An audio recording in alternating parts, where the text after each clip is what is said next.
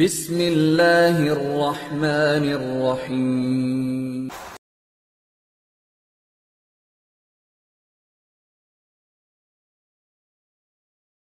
بسم اللہ الرحمن الرحیم۔ الحمد للہ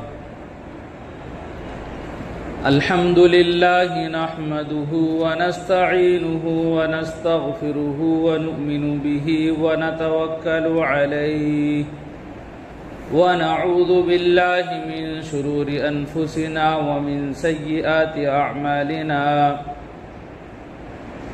من يهده الله فلا مضل له ومن يضلله فلا هادي له، ونشهد أن لا إله إلا الله وحده لا شريك له، ونشهد أن سيدنا وسندنا ونبينا ومولانا محمدا عبده ورسوله،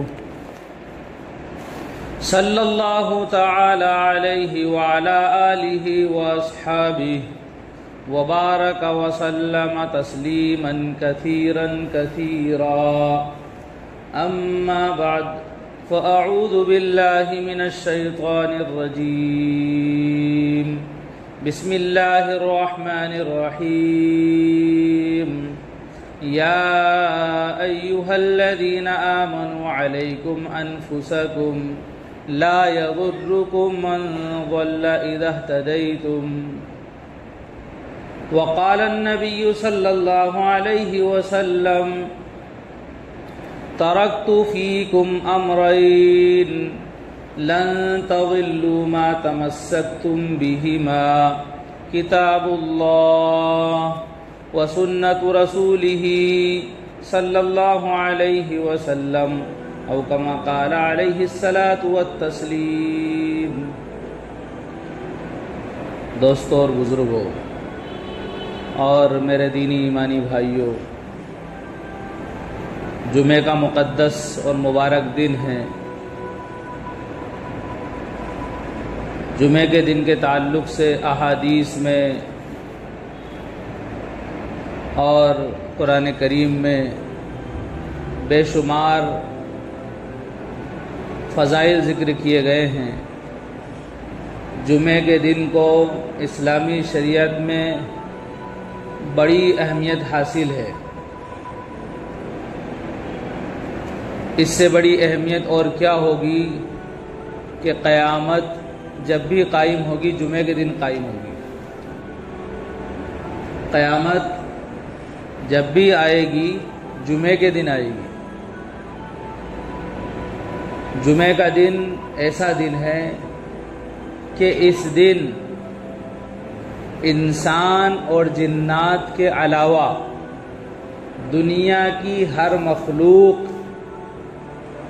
اس بات سے ڈرتی ہے کہ کوئی قیامت نہ آ جائے۔ جمعہ کے دن انسان اور جنات کے علاوہ ہر مخلوق اللہ سے ڈرتی ہے کہ کہیں قیامت نہ آ جائے۔ جانور ڈرتے ہیں، چرندے، پرندے، درندے، زمین کے اندر رہنے والے جانور، زمین کے اوپر رہنے والے جانور، پانی کے اندر رہنے والے جانور، ہواؤں میں اڑنے والے جانور، سارے کے سارے ڈرتے ہیں، اور اللہ کی دیگر مخلوق بھی ڈرتی ہے کہ جمعہ کا دن ہے کہیں قیامت نہ آ جائے۔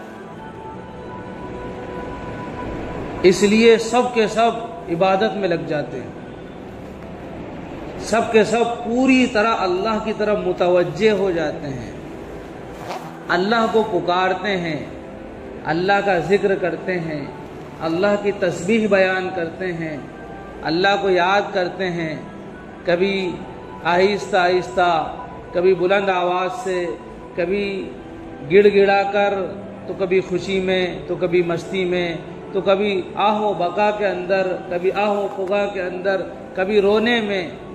جس طرح چھوٹا سا بچہ وہ اپنی ضد پوری کروانے کے لیے اپنی امی کے سامنے روتا ہے، اپنے ابا کے سامنے روتا ہے، اس طرح اللہ کی مخلوقات جمعے کے دن اللہ کے سامنے روتی ہے۔ یہ اتنا مبارک دن ہے، اتنا قیمتی دن ہے، اس لیے کہ قیامت جمعے کے دن آئے گی، قیامت جمعے کے دن آئے گی، قیامت جمعے کے دن قائم ہوگی۔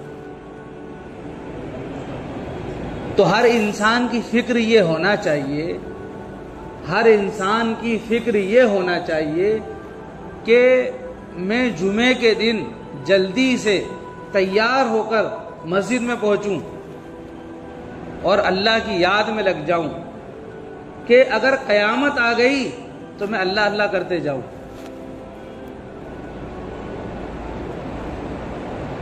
یوں تو ہر وقت، ہر لمحے، ہر انسان کو اللہ کی یاد میں زندگی گزارنا چاہیے، اللہ کی محبت میں زندگی گزارنا چاہیے، اللہ کے حکموں پر عمل کرتے ہوئے زندگی گزارنا چاہیے، للہیت میں، اخلاص میں، محبت میں، مودت میں، الفت میں، انسانیت میں، بھائی چارگی میں، ہمدردی میں، موانست میں، مواخات میں، بھائی چارے میں زندگی گزارنا چاہیے۔ ہر عمل جو انسان کرتا ہے وہ اسلام کا، دین کا پیغام دینے والا ہو، ایسا عمل کرنا چاہیے۔ ہر انسان کو اپنی طرف سے کوئی ایسا عمل نہیں کرنا چاہیے جس سے شریعت کی خلاف ورزی ہوتی ہو، اللہ کا حکم ٹوٹتا ہو، پیارے آقا جناب محمد رسول اللہ صلی اللہ علیہ وسلم کا فرمان چھوٹتا ہو، آپ کا طریقہ چھوٹتا ہو۔ یہ ہر انسان کی فکر ہونا چاہیے، ہر وقت ہونا چاہیے، ہر لمحے ہونا چاہیے۔ اور ہم تو مسلمان ہیں، ہمیں فخر ہونا چاہیے کہ اللہ تعالیٰ نے ہمیں مسلمان بنایا ہے، اس لیے کہ پوری دنیا کے اندر اسلام ہی ایک ایسا مذہب ہے جس میں ہر چیز کا ادب سکھایا ہے، ہر چیز کا ڈھنگ اور سلیقہ سکھایا ہے، کس کام کو کیسے کرنا ہے اسلام کے اندر بتایا ہے، مذہب اسلام کے اندر بتایا ہے۔ نبی اکرم صلی اللہ علیہ وسلم نے چھوٹی چھوٹی باتوں کی طرف بھی رہنمائی کی ہے، پیشاب کیسے کرنا ہے یہ بھی بتایا ہے، پیشاب کرنے کے لیے کس طرح بیٹھنا ہے یہ بھی بتایا ہے، اور پیشاب کرنے کے لیے کپڑے کس طرح اتارنے ہیں یہ بھی بتایا ہے، پیشاب سے استنجا سے فارغ ہونے کے بعد کیا کرنا ہے یہ بھی بتایا ہے، ڈھیلا کس طرح لینا ہے، ڈھیلا بولتے ہیں نا اس کو، ڈھیلا کیسے لینا ہے، کتنے ڈھیلوں سے استنجا کرنا ہے، کس طرح پاکی حاصل کرنا ہے، ایک ایک طریقہ آپ نے سکھایا ہے کوئی دنیا میں ایسا مذہب جو یہ طریقے بتائے، یہ چیزیں سکھائے؟ نہ ہے، نہ تھا، نہ ہوگا سوائے اسلام کے۔ کتنا فخر ہونا چاہیے ہمیں اپنے نبی حضرت محمد مصطفیٰ صلی اللہ علیہ وسلم پر کہ آپ جو طریقہ لے کر آئے، جو شریعت لے کر آئے، جو مذہب اور جو دین لے کر آئے، وہ ہر عیب سے پاک ہے، ہر اچھائی اس کے اندر موجود ہے، ہر برائی سے یہ پاک ہے۔ مسلمانوں نے جب اسلام کے اوپر زندگی گزاری، اسلام کے مطابق زندگی گزاری، تو لوگ ان کو دیکھ کر اسلام میں داخل ہوا کرتے تھے۔ مسلمانوں کے حال کو دیکھ کر، ان کی حالت کو دیکھ کر، ان کے اعمال کو دیکھ کر، ان کے کردار کو، ان کے کیریکٹر کو اور ان کے لائف اسٹائل کو دیکھ کر لوگ اسلام میں داخل ہوتے تھے۔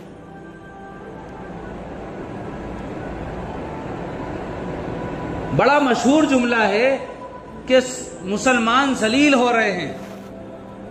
اس وقت، اس زمانے میں، اس دور میں سب سے ذلیل ترین قوم پوری دنیا کے اعتبار سے، عالمی اعتبار سے مسلمان ہیں۔ اسلامی ملک ہو یا مسلمانوں کا ملک ہو یا چاہے جو ملک ہو، ہر ملک کے اندر، ہر علاقے کے اندر ذلیل قوم مسلمان کیوں ہیں؟ وجہ کیا ہے؟ اس کا ریزن کیا ہے؟ جواب آسان ہے، صاف لفظوں میں ہے کہ ہم نے اس اسلام کو چھوڑ دیا جس اسلام کی وجہ سے اللہ نے عزت عطا فرمائی تھی۔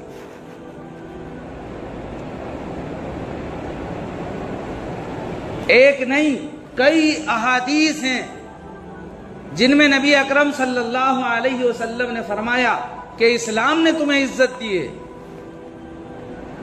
صحابہ کرام خود یہ کہا کرتے تھے کہ ہم ذلیل تھے، اور حضرت جعفر رضی اللہ تعالیٰ عنہ کی تقریر بڑی مشہور ہے، ہر انسان نے سنی ہوگی، جانتے ہیں ہم لوگ کہ نجاشی کے دربار میں جو تقریر حضرت جعفر رضی اللہ تعالیٰ عنہ نے کی تھی، اس میں یہ فرمایا تھا کہ ہم ذلیل لوگ تھے، ہم رسوا قوم تھے، ہم میں ہمدردی نہیں تھی، ہم ایک دوسرے کو مارتے تھے، ہم میں کا طاقتور کمزور پر ظلم کرتا تھا، ہم میں کا مالدار غریب پر ظلم کرتا تھا، ہم میں کا عزت دار کمزور لوگوں کو پریشان کرتا تھا، ہم زمین پہ پڑا ہوا خون چاٹ لیا کرتے تھے،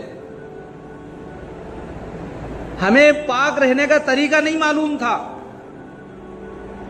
ہر برائی ہمارے اندر موجود تھی، اچھائی کو ہم نہیں جانتے تھے، لیکن اللہ تعالیٰ نے ہمارے حالات پر رحم فرمایا، اللہ تعالیٰ نے ہمارے حالات پر رحم فرمایا اور اپنی رحمت کا جلوہ دکھایا، اور ہم میں اللہ تعالیٰ نے آخری نبی جناب محمد الرسول اللہ صلی اللہ علیہ وسلم کو مبعوث فرمایا۔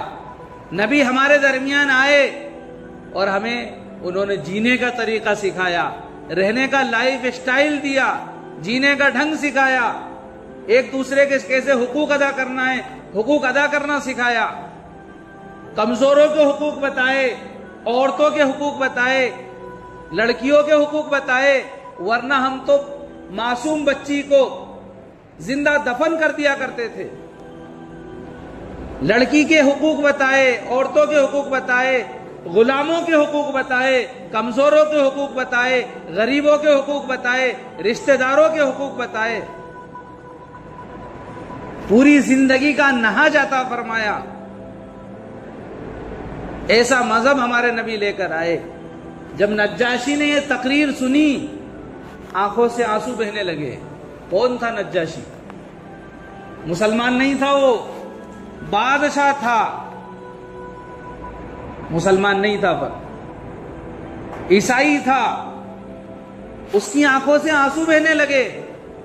کہا واقعی تم لوگ بہت سچے اور اچھے لوگ ہو، کفار مکہ لینے کے لیے گئے تھے، جھوٹی باتیں بول رہے تھے، الزام تراشی کر رہے تھے، نجاشی بادشاہ نے مسلمانوں کو ان کے ساتھ نہیں بھیجا، کہا کہ یہیں رہو، میری ذمہ داری میں رہو، میرے ملک میں رہو، تمہیں میں نے امان دے دیا ہے، تمہیں کوئی پریشان نہیں کرے گا۔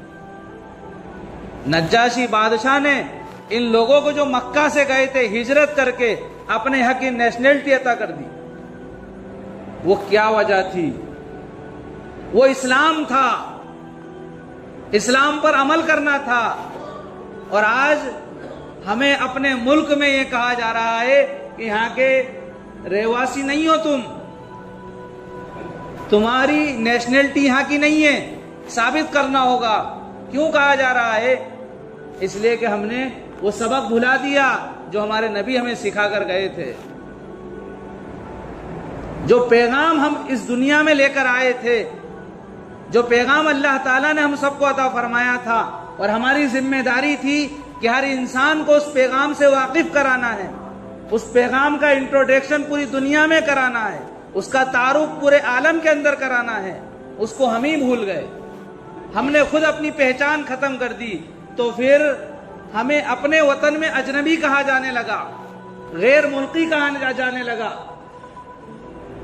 دوسرے ملک کا شہری کہا جانے لگا، گھسپیٹیا کہا جانے لگا. کیوں؟ اس لیے کہ ہم نے اپنے کلچر کو چھوڑ دیا، اپنی تہذیب کو چھوڑ دیا، اسلامی ثقافت کو بھلا دیا، فراموش کر دیا.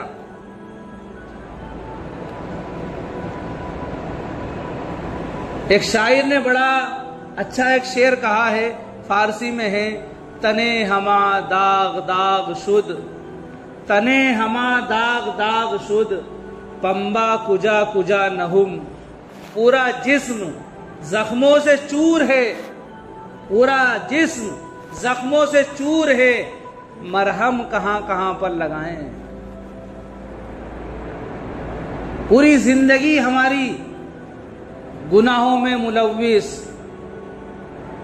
پوری زندگی ہماری نافرمانیوں میں، اللہ کے حکام کو چھوڑنے میں، ایک دوسرے پر ظلم کرنے میں، ایک دوسرے کی غیبت کرنے میں، ایک دوسرے کا حق دبانے میں. آج کے بچے ماں باپ کی عزت نہیں کرتے، آج کے ماں باپ اپنے بچوں کو اللہ کی پہچان نہیں کراتے، آج کے بھائی بہنوں کو وراثت نہیں دیتے، آج کی بہنیں بھائیوں کو عزت نہیں دیتی، آج کے مرد اپنی عورتوں کو عزت نہیں دیتے، آج کی عورتیں اپنے شوہروں کو عزت نہیں دیتی. ہر ایک دوسرے پر ظلم کر رہا ہے. یہ ظلم کیوں ہو رہا ہے؟ آج ایک چھاتی سے دودھ پینے والے بہن بھائی وہ ایک بن کے نہیں رہ رہے ہیں. اگر لڑائی ہو جاتی ہے، کسی بات پر رنجش ہو جاتی ہے تو مر جاتے ہیں، لیکن ایک دوسرے کی شکل نہیں دیکھتے. ایک ہی ماں کے پیٹ سے جنم لینے والے، ایک چھاتی سے دودھ پینے والے، لڑائی ہو جاتی ہے تو بولتے نہیں، ایک دوسرے کے گھر نہیں جاتے، ایک دوسرے کو دیکھتے بھی نہیں، مر جاتے ہیں، اسی حالت میں دنیا سے چلے جاتے ہیں. اور مدینے کا ماحول کیا تھا، مکے کا ماحول کیا تھا، آپ پڑھیں سنیں. مدینے کے اندر کوئی بھی، یہ جو صحابہ کرام تھے سب باہر کے آئے ہوئے لوگ تھے، مکہ سے ہجرت کر کے گئے. حضرت بلال رضی اللہ تعالیٰ عنہ حبشہ سے آئے، حضرت صہیب رضی اللہ تعالیٰ عنہ روم سے آئے، حضرت ابو ذر رضی اللہ تعالیٰ عنہ قبیلہ غفار سے آئے. ایسے سارے صحابہ دوسرے ملکوں سے آئے ہوئے، لیکن مدینے میں ایسے رہتے تھے جیسے کہ ایک ماں اور ایک باپ کی اولاد. کیوں؟ اسلام ان کی زندگیوں میں تھا، اللہ کے احکام ان کی زندگیوں میں تھے، اس لیے یہ اجنبی ہو کر بھی ایک تھے. اور ہماری زندگیوں میں دین نہیں ہے، اسلام نہیں ہے، اللہ کا حکم نہیں ہے، اس لیے ایک پیٹ سے جنم لینے والے، ایک ماں کی چھاتی سے دودھ پینے والے ایک نہیں ہے، فرقوں میں بٹے ہوئے. تعصب نے ہمیں مار ڈالا، تعصب نے ہماری زندگیوں کو کھوکھلا کر دیا، خواہشات نے ہمیں کہیں کا نہ چھوڑا، اللہ کے باغی ہم بن گئے. کیوں؟ خواہشات ہماری زیادہ ہیں، تھوڑے پر گزارا نہیں ہوتا، خواہشات کے لیے انسان ساری حدیں پار کر جاتا ہے، اللہ کی نافرمانیاں کرتا چلا جاتا ہے، اس کو احساس تک نہیں ہوتا.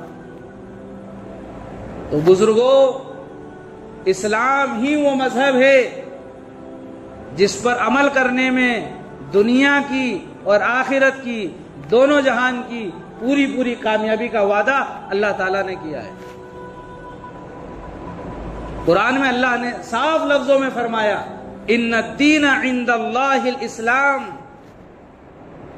کہ اللہ کے نزدیک پسندیدہ مذہب، اچھا مذہب اسلام ہے. اور آگے جو آیت ارشاد فرمائی ہے اس کا تعلق اہل کتاب سے ہے. وَمَا اخْتَلَفَ الَّذِينَ أُوتُوا الْكِتَابَ مِن بَعْدِ مَا جَاءَهُمُ الْعِلْمُ،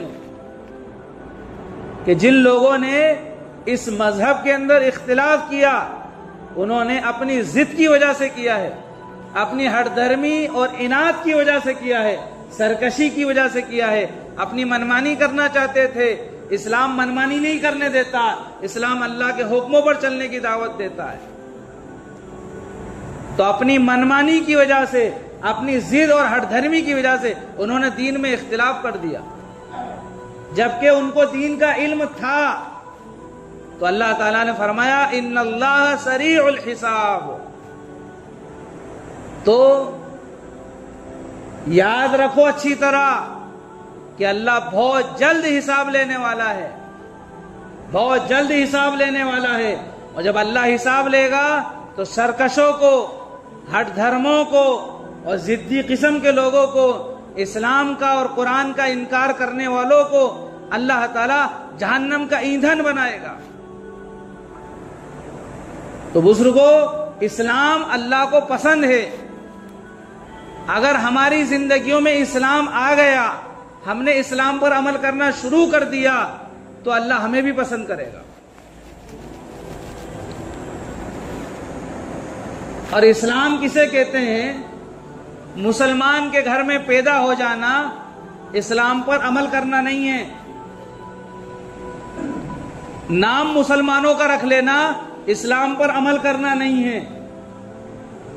پوری زندگی اللہ کے حکموں پر گزارنا، اللہ کے نبی محمد مصطفیٰ احمد مجتبیٰ جناب محمد رسول اللہ صلی اللہ علیہ وسلم کے طریقوں پر گزارنا، اس کا نام اسلام ہے۔ پوری زندگی ایسا نہیں ہونا چاہیے کہ جہاں سہولت ہو، آسانی ہو، اس پر تو عمل کر لیں، اور جب تھوڑی پریشانی آئے وہاں پیٹھ دکھا دیں۔ ایسا نہیں ہونا چاہیے۔ پوری زندگی اللہ کے حکموں کے مطابق ہونا چاہیے، رسول کے طریقوں پر ہونا چاہیے۔ یہ اسلام ہے۔ آج کا مسلمان مسجد میں مسلمان نظر آتا ہے، نماز میں سبحان ربی الاعلی پڑھتا ہے، سجدے کے اندر سبحان ربی الاعلی، اور شروع سے بات کریں تو آتے ہی جب نیت باندھتا تو اللہ اکبر کہتا ہے۔ کیا مطلب؟ اللہ سب سے بڑا ہے، اور ہاتھ سے اشارہ کرتا ہے کہ دنیا پیچھے، اب میں اللہ کے سامنے اور اللہ میرے سامنے۔ دنیا پیچھے، اللہ سب سے بڑا ہے، میں اسی اللہ سے باتیں کرنے آیا ہوں۔ اللہ کی تعریف بیان کرتا ہے، اور پھر ثنا پڑھتا ہے سبحانک اللہم، پوری اللہ کی تعریف ہے اس کے اندر۔ سبحانک اللہم، اے اللہ تیری ذات پاک ہے، وبحمدک، اور تعریف کے قابل ہے، وتعالی جدک، اور تو بڑی بزرگی والا ہے، ولا الہ غیرک، اور تیرے سوا کوئی معبود نہیں، تیرے سوا کوئی عبادت کے لائق نہیں۔ پھر اعوذ باللہ پڑھتا ہے، اعوذ باللہ من الشیطان الرجیم، میں اللہ کی پناہ میں آتا ہوں، اللہ کی حفاظت میں آتا ہوں شیطان مردود کے شر اور برائی سے۔ یعنی اے اللہ، شیطان کے مکر و فریب سے، شیطان کی شرارتوں سے مجھے اپنی حفاظت میں لے لیجئے۔ یہ اعوذ باللہ کا مطلب ہے۔ پھر بسم اللہ پڑھتا ہے، شیطان سے پناہ مانگتا ہے، پھر بسم اللہ پڑھتا ہے، بسم اللہ الرحمن الرحیم، کہ شروع اللہ کے نام سے کرتا ہوں، اور اللہ کون ہے؟ بے حد مہربان ہے، نہایت رحم کرنے والا ہے۔ پھر اصل ٹاپک پر آتا ہے، اصل عنوان پر آتا ہے، الحمدللہ رب العالمین۔ کیسی میٹھی میٹھی زبان سے اللہ کی تعریفیں کرتا ہے۔ تمام تعریفیں اللہ ہی کے لیے ہیں، جو سارے جہانوں کا پالنہار ہے، الرحمن الرحیم، جو بڑا مہربان ہے، نہایت رحم کرنے والا ہے۔ اور رحمان اور رحیم دو صفات اللہ تعالیٰ کی۔ رحمان جس کی رحمت عام ہے، جس کی رحمت عام ہے، ہر ایک پر برستی ہے۔ کوئی اللہ کی نافرمانی کرے اس کو بھی اللہ کھلاتا ہے، کوئی اللہ کی عبادت کرے اس کو بھی اللہ کھلاتا ہے، اللہ کے حکموں پر چلے اس کو بھی اللہ کھلاتا ہے، اس کی بھی ضرورتیں پوری کرتا ہے۔ جو اللہ کو نہ مانے، کافر اور مشرک ہو، اس کو بھی اللہ کھلاتا ہے، اسی کو بھی اللہ پالتا ہے۔ یہ رحمان کا مطلب ہے کہ رحمان کی رحمت عام ہے، ہر ایک پر اس کی رحمت برستی ہے۔ تو رحمان دنیا کے لیے کہ دنیا میں اللہ کی رحمت سب پر برستی رہے گی، ہر ایک کو اللہ کھلاتا رہے گا، جلاتا رہے گا، اس کی ضرورتیں پوری کرتا رہے گا، یہ رحمان کا مطلب ہے۔ اور آگے رحیم کا مطلب ہے کہ مرنے کے بعد اللہ کی رحمت صرف ایمان والوں کے ساتھ خاص ہوگی۔ رحیم کی جو رحمت ہے وہ خاص ہے، وہ صرف ایمان والوں کے لیے ہے۔ قرآن میں دوسری جگہ اس کو بیان فرمایا، لَقَدْ جَاءَكُمْ رَسُولٌ مِّنْ أَنفُسِكُمْ عزیز علیہ ما عنتم حریص علیکم بالمؤمنین رؤوف الرحیم۔ تو یہ رحیم یہ ایمان والوں کے ساتھ خاص ہے۔ مرنے کے بعد اللہ تعالیٰ ایمان والوں کے ساتھ اپنی رحمت کو خاص کر دے گا۔ وہاں کافر اللہ کی رحمت سے ذرے کے برابر بھی فائدہ نہیں اٹھا پائے گا۔ تو نماز میں یہ پڑھتے ہیں۔ اس کے بعد مالک یوم الدین، مرنے کے بعد کا استحضار کیا کہتے ہیں؟ بدلے کے دن کا مالک اے اللہ تو ہی ہے۔ مالک یوم الدین، بدلے کے دن کا مالک اے اللہ تو ہی ہے۔ اس کے بعد فوراً اللہ سے عبادت کا واسطہ دے کر مدد مانگتا ہے۔ ایاک نعبد، اے اللہ تیری ہی عبادت کرتے ہیں، وَإِيَّاكَ نَسْتَعِينُ، اور تجھی سے مدد مانگتے ہیں۔ اور مدد میں سب سے پہلے کیا مانگا؟ اهْدِنَا الصِّرَاطَ الْمُسْتَقِيمَ، اے اللہ ہمیں سیدھے راستے پر چلا۔ صِرَاطَ الَّذِينَ أَنْعَمْتَ عَلَيْهِمْ، ان لوگوں کے راستے پر چلا جن پر تو نے اپنا انعام کیا ہے۔ اور وہ کون ہیں؟ دوسری جگہ بتایا، مِنَ النَّبِيِّينَ والصدیقین والشہداء والصالحین، نبیوں کے راستے پر، شہیدوں کے راستے پر، اور صلحاء اور نیک لوگوں کے راستے پر، اور صدیقین کے راستے پر۔ نبی کے بعد نبی کے جو صحابہ ہیں وہ صدیقین ہیں، اس کے بعد جو اللہ کے راستے میں شہید ہو گئے شہداء ہیں، اور پھر پوری امت کے نیک لوگ ہیں، صلحاء ہیں۔ ان لوگوں کے راستے پر چلا۔ اور پھر بچنے کی دعا، غیر المغضوب علیہم ولا الضالین، ان لوگوں کے راستے پر مت چلا، ان لوگوں کے راستے پر نہ چلا جو گمراہ ہو گئے اور جن پر تیرا غصہ نازل ہوا، جن پر تیرا غضب نازل ہوا، ان لوگوں کے راستے پر ہمیں مت چلا۔ اور اس سے مراد یہودی اور عیسائی ہیں، یہودی اور عیسائی ہیں کہ ہمیں غیروں کے راستے پر مت چلا، اس لیے کہ یہودی اور عیسائی دونوں پر اللہ تعالیٰ کی لعنت اور غصہ نازل ہوا ہے۔ کیوں؟ اس لیے کہ وہ جانتے تھے کہ آخری نبی یہی ہیں، لیکن اس کے بعد بھی وہ نبی صلی اللہ علیہ وسلم پر اسلام نہیں لائے، ایمان نہیں لائے۔ یہ دعا مانگتے ہیں، پوری تفصیل بتانے کا موقع نہیں ہے۔ کتنی پیار سے اللہ سے انسان باتیں کرتا ہے، بس اللہ ہی کے گن گاتا ہے۔ مسجد کے اندر رکوع میں گیا تو سبحان ربی العظیم، اللہ اکبر کہتے ہوئے گیا کہ اللہ ہی سب سے بڑا ہے، اور میری حیثیت تو جانوروں جیسی ہے۔ جس طرح جانور ہے نا رکوع میں رہتا ہے، کچھ جانور رکوع میں رہتے ہیں، کچھ جانور سجدے میں رہتے ہیں۔ بکری کو دیکھو، گدھے کو دیکھو، گھوڑے کو دیکھو، سب رکوع میں ہی ہے۔ اللہ اکبر کہتے ہوئے گیا کہ اللہ بڑا تو ہے، میں تو جانور ہوں، اپنے آپ کو رکوع میں، اور پھر رکوع میں اللہ کی تعریف کر رہا ہے، سبحان ربی العظیم، میرا رب بلند ہے، پاک ہے، عظمت والا ہے، بزرگی والا ہے۔ سبحانہ کے معنی ہے پاک، اور ربی کے معنی ہے میرا رب پاک ہے، العظیم عظمت والا ہے، بزرگی والا ہے۔ پھر سمع اللہ لمن حمیدہ امام صاحب کہتے ہیں، اور اس کا مطلب ہے اللہ تعالیٰ نے اس انسان کی سن لی جس نے اللہ کو پکارا۔ سمع اللہ لمن حمیدہ، اللہ تعالیٰ نے اس انسان کی سن لی جس نے اللہ کی تعریف بیان کی۔ حمیدہ کے معنی تعریف کرنا، جس نے اللہ کی تعریف بیان کی، اللہ نے اس کی سن لی۔ تو ابھی یہ سورہ فاتحہ وغیرہ میں اللہ کی تعریف کرتے ہوئے آئے تھے، تو اب یہاں امام صاحب نے کہا کہ اللہ نے سن لی اس کی جس نے اللہ کی تعریف کی۔ تو بندہ فوراً تعریف کرتا ہے، ربنا ولک الحمد، ربنا لک الحمد ولک الحمد، اللہم ربنا لک الحمد، سب صحیح ہے۔ کنفیوز مت ہونا کہ ربنا لک الحمد ہے یا ولک الحمد ہے، دونوں صحیح ہیں. رب اللہم ربنا لک الحمد یہ بھی صحیح ہے. تو فوراً پیچھے سے کیا کرتے ہیں مقتدی لوگ, اے اللہ ساری تعریفیں تیرے ہی لیے ہے. کیسے جذبے کے ساتھ کہتے ہیں, کہتے ہی نہیں کہتے. پھر سجدے میں جاتے ہیں اللہ اکبر کہتے ہوئے کہ اللہ بڑا تو تو ہی ہے, ہم تو ذلیل لوگ ہیں, زمین پر ناک رگڑنے والے ہیں, ہماری کوئی حیثیت نہیں, کوئی مقام نہیں. عظمت والی, عزت والی, بڑائی والی ذات تو تیری ہے.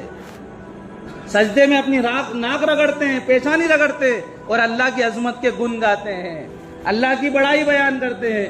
سبحان ربی الاعلی, میرا رب پاک ہے, بلند ہے اور بڑائی والا ہے. کتنی ادب سے اللہ کی بڑائی بیان ہو رہی ہے, کتنی عزت سے اللہ کی تعظیم بیان ہو رہی ہے. ہو رہی نا, پوری نماز میں اللہ کی بزرگی, اللہ کی عظمت بیان کرتا ہے. اور آخر میں سلام پھیرنے سے پہلے پوری تفصیل اگر سنو تو ٹائم چاہیے, اس کے لیے وقت چاہیے. اللہ کی کیسی بڑائی بیان کرتے جاتا ہے اور آخر میں پھر اپنے آپ کو ذلیل کرتا ہے. اللہم انی ظلمت نفسی, اے اللہ میں نے اپنی جان پر, اپنے نفس پر بہت زیادہ ظلم کر لیا, اتنا زیادہ ظلم کر لیا میں نے اپنی جان پر, اپنے نفس پر, کہ کوئی معاف نہیں کر سکتا, کوئی معاف نہیں کر سکتا. اللہم انی ظلمت نفسی فاغفر لی, تو ہی معاف کر سکتا ہے, الا انت, تیرے سوا کوئی معاف نہیں کر سکتا.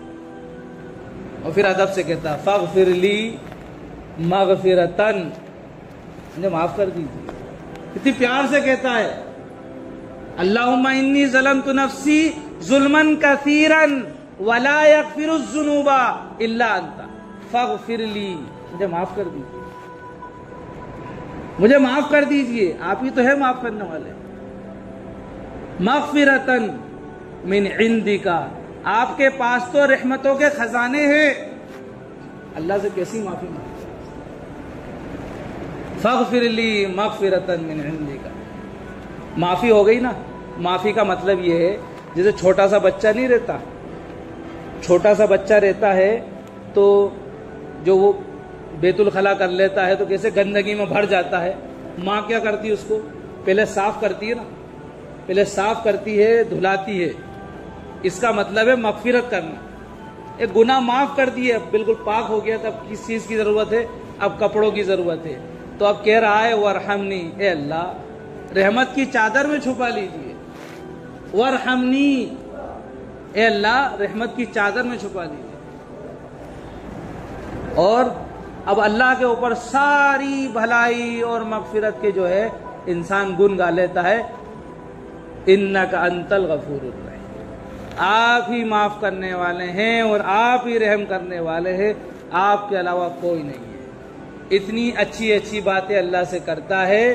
میرے بزرگوں, تربیت نہیں ہونے کی وجہ سے ہمارا جان مال دین پر نہیں لگا, اسلام کو سیکھنے میں نہیں لگا. اس کی وجہ سے مسجد سے باہر نکلتے ہی گریبان اونچے کرتا ہے اور کہتا میرے جیسا کون ہے. جس اللہ کی بڑائی بیان کر رہا تھا, تعریف بیان کر رہا تھا, عظمت بیان کر رہا تھا, مسجد سے نکلتے ہی ٹوپی مسجد میں پٹک جاتا ہے اور یہ پائچے نیچے گرا لیتا ہے اور کالر باہر نکال لیتا ہے, آستین نہیں چڑھا لیتا ہے. وہ کہتا ہے میرے جیسا کوئی نہیں ہے. وہ جو اللہ کی تعریف کی تھی سب بھول جاتا ہے. یہ آج کا مسلمان ہے, اس لیے ذلیل ہو رہا ہے, اس لیے ذلیل ہو رہا ہے. اگر ہم اپنا بھولا ہوا سبق یاد کر لیں, اللہ کے حکموں پر آ جائیں, پیارے آقا جناب محمد رسول اللہ صلی اللہ علیہ وسلم کے طریقوں پر آ جائیں, تو آج بھی وہی اللہ ہے جو صحابہ اکرام کے ساتھ تھا, آج بھی وہی اللہ ہے جو نبیوں کے ساتھ تھا, آج بھی وہی اللہ ہے جو پہلے لوگوں کے ساتھ تھا.